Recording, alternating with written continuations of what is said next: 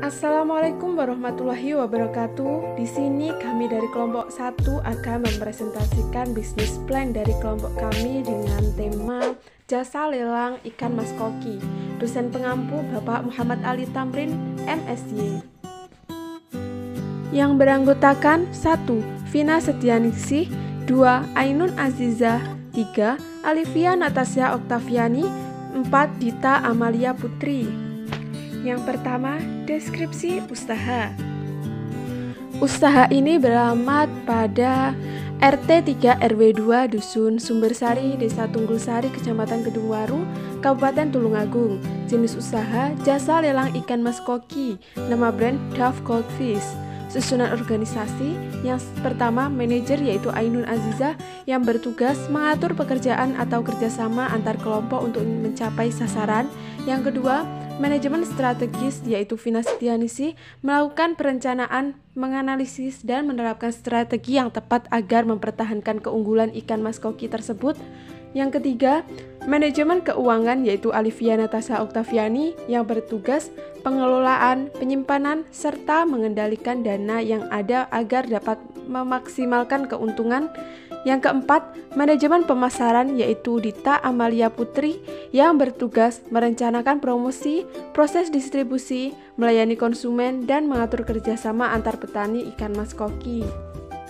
Alasan memilih usaha. Setiap bisnis yang dijalankan tentu saja ada alasan di balik pilihan bisnis tersebut. Alasan kami yang pertama adalah dikarenakan bisnis ini tidak ada surutnya. Dari zaman dulu hingga sekarang bisnis ini tetap menjadi tren dan dapat menghasilkan penghasilan yang lumayan. Yang kedua adalah untuk sedikit belajar mengenai bisnis yang keluarga jalankan agar kedepannya bisa ikut meneruskan bisnis keluarga. Yang ketiga adalah untuk mengisi waktu luang, karena seperti yang diketahui bahwa belakangan ini perkuliahan dilakukan secara online. Jadi menurut kami memanfaatkan waktu sebisa mungkin, mengatur jadwal antara perkuliahan dengan berbisnis, asalkan dengan catatan keduanya bisa berjalan dengan baik dan tanpa mengganggu salah satunya. Dan alasan yang terakhir adalah karena bisnis ini sangat mudah dijalankan dan tidak memakan tenaga yang begitu besar. Dan sasaran pasarnya pun luas, tidak hanya di Pulau Jawa, bisa hingga keluar Pulau Jawa atau bahkan keluar negara. Yang kedua, analisis pemasaran. Analisis pemasaran. Yang pertama, place atau tempat. Kami memilih Desa Tunggulsari, Kecamatan Kedungwaru, Kabupaten Tulungagung sebagai tempat lelang dan penitipan ikan. Dikarenakan lokasi ini sangat strategis dan dekat dengan tempat pengiriman seperti Kalok atau kereta api logistik, Pul Bis Harapan Jaya, dan beberapa travel pengiriman seperti Clearesta, Dusta Pertiwi, dan lain-lain. Yang kedua, produk atau produk. Brand ikan mas koki, Oranda, dan Rancu, quality, menarik tanpa kutu, bebas penyakit. Yang packing menggunakan plastik yang diberi oksigen penuh, kemudian dimasukkan ke dalam kardus ataupun styrofoam. Lalu diamankan menggunakan lakban di seluruh bagian agar aman sampai tujuan. Jenis produk yang kami jalankan adalah jenis ikan mas koki, di mana produk tersebut sangat cocok untuk dijadikan usaha sampingan mahasiswa seperti kami. Dari beberapa usaha yang telah kami survei, mayoritas mahasiswa dapat menggunakan media sosial dengan baik saat mereka menjalankan usaha. Selain untuk mengisi waktu luang, bisnis ini juga dapat menambah uang saku sekolah atau bahkan dapat membantu uang bulanan. Jenis ikan yang kami pilih adalah Rancu dan Oranda Shorttail. Yang ketiga, price atau harga. Dikarenakan bisnis ini adalah bisnis dengan sistem lelang, maka kami sebagai seller tidak bisa menentukan harga, karena penawaran yang paling akhir adalah yang bisa disebut dengan harga. Kita juga bisa memaksa para bidder untuk menawar harga. Jadi, sistem lelang ini kami hanya bisa membuka harga dan mencantumkan kelipatan harga untuk harga adalah penawaran yang terakhir sebelum jam lelang ditutup. Setelah itu, baru kita bisa menentukan keuntungan dari harga akhir. Kami mengambil 30%-nya sebagai upah. Yang keempat, promotion atau promosi.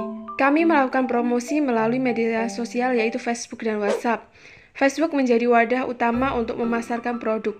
Produk diunggah lelang dan kemudian dibagikan ke grup publik iklan mas koki agar relasi kita bertambah luas setiap harinya. Kemudian menggunakan media WhatsApp untuk membuat histori dan mencantumkan link untuk menuju lelangan. Tidak jarang juga kami menggunakan media TikTok sebagai media mempercantik video dengan sound TikTok. Dalam sehari, kita bisa menjalankan hingga 15 lelangan. 3. Analisis operasional. Berikut adalah desain produk dari kami.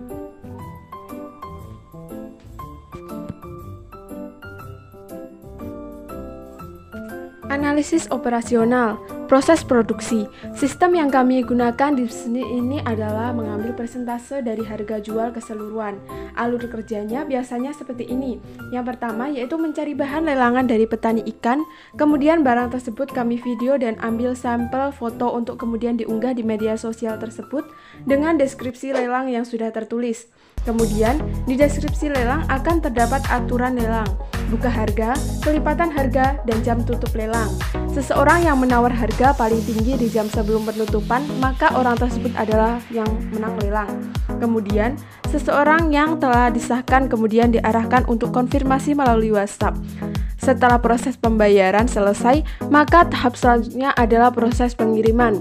Dikarenakan para pemenang lelang mayoritas ada orang jauh, maka proses pengiriman bisa kita tempuh melalui kereta, bis, pesawat, maupun travel.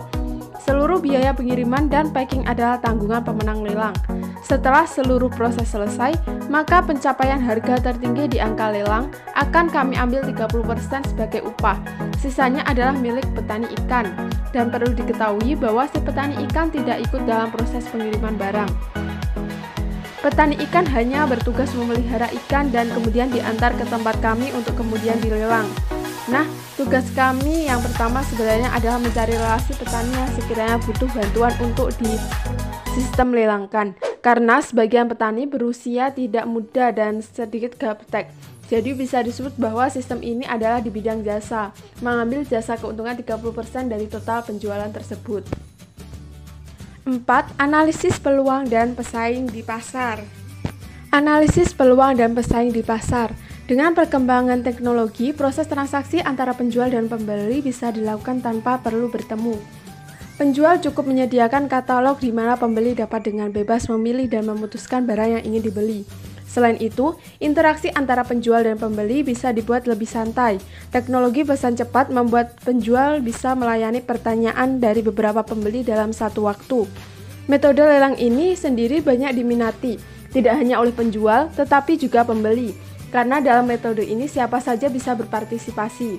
Di sisi penjual, metode lelang juga sangat membantu penjual untuk menjual produk karena tidak perlu menyiapkan terlalu banyak barang terlebih dahulu sebelum memulai memasarkannya.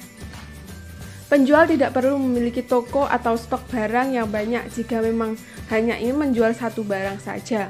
Selama ada barang yang ingin dijual serta ketentuan yang jelas, penjual cukup memberikan informasi kepada pembeli di mana lelang akan dilakukan. Mengingat di daerah Tulungagung saat ini rata-rata menjalankan bisnis lelang ini karena petani ikan juga sudah banyak, sehingga banyak pesaing yang harus dihadapi bagi kami tentunya.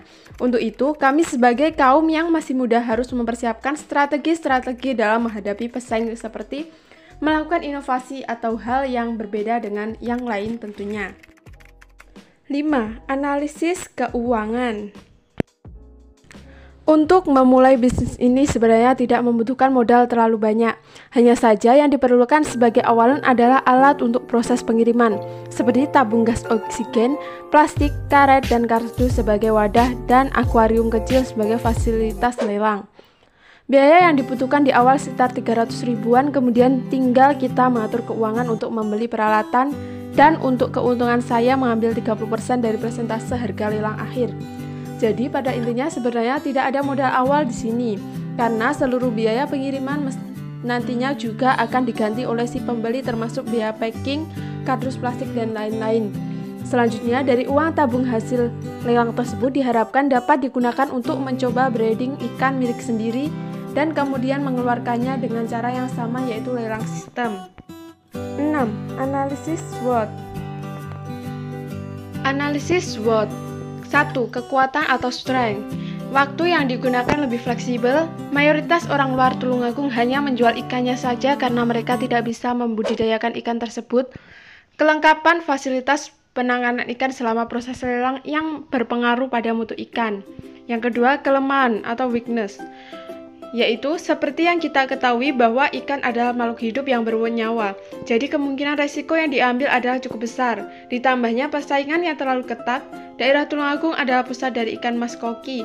Nah, hal ini tentu berpengaruh besar. Semakin banyak persaingan, maka semakin kecil peluang. Yang ketiga, peluang, opportunities. Yang pertama, dengan terjaganya mutu ikan, nantinya harga ikan juga dapat dipertahankan pada harga yang relatif tinggi pada saat lelang. Yang kedua, kesempatan bisnis ini bisa terus berjalan karena mayoritas banyak yang mencari ikan mas koki di Tulungagung. 4. Ancaman atau threats. Aturan pada sosial media akhir ini yang mengakibatkan terkuncinya akun sosial media. Faktor yang mempengaruhinya yaitu standar komunitas yang memang diperketat dari media sosial tersebut, bisa juga dari pihak dalam atau pesaing yang mengajukan pelaporan terhadap postingan kami. Untuk berwirausaha, jangan tunggu masa tua. Sekian presentasi dari kelompok kami. Ada kurang lebihnya mohon maaf. Wassalamualaikum warahmatullahi wabarakatuh.